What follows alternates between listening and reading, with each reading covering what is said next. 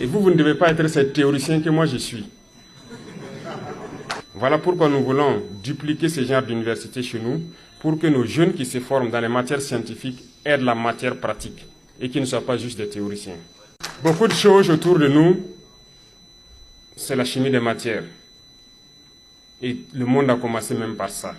Ce tableau que Mendeleïev a créé, je me dis que toute la science s'est basée sur ça.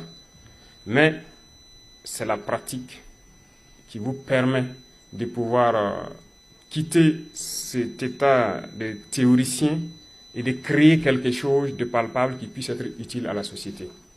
Et ça contribue beaucoup à l'économie de nos pays. Sans que vous ne le sachiez, je vous donne quelques exemples. Vous voyez, on importe beaucoup de fer, par exemple, de partout dans le monde. Et ce qu'on appelle le fer galvanisé. Et vous savez très bien, vous, chimistes ici, que ce n'est qu'une réaction d'électrolyse. Comment on ne peut pas le faire sur place chez nous? Il faut le payer, le fer galvanisé en Chine ou en Europe, un peu partout dans le monde. Par exemple, nous sommes en guerre. Nous payons de l'équipement, nous payons des munitions, des armes et tout. Et quand je vous prends les munitions, les explosifs et tout, le Mali produit le coton, le Burkina en produit, le Niger en produit. Mais vous savez bien que c'est la cellulose du coton qu'on transforme pour faire la poudre et les explosifs. Pourquoi on ne réussit pas à le faire? Parce que la chimie pratique, nous ne l'avons pas. Même pour le blindage des engins. Hier, j'ai vu sur la place rouge beaucoup d'engins défiler, des T-34 jusqu'aux engins modernes. Les blindages ont évolué. Qu'est-ce que c'est que le blindage? C'est un modèle d'acier et c'est par la chimie que les gens ont pu comprendre qu'en ajoutant tel dosage de carbone au fer et ainsi de suite, qu'on peut créer un acier particulier. C'est de la pratique. Les équations chimiques, on sait le faire.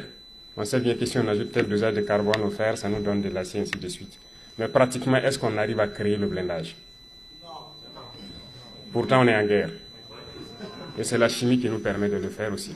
Dans la même lancée, vous voyez tous les types de missiles que la Fédération de Russie peut développer.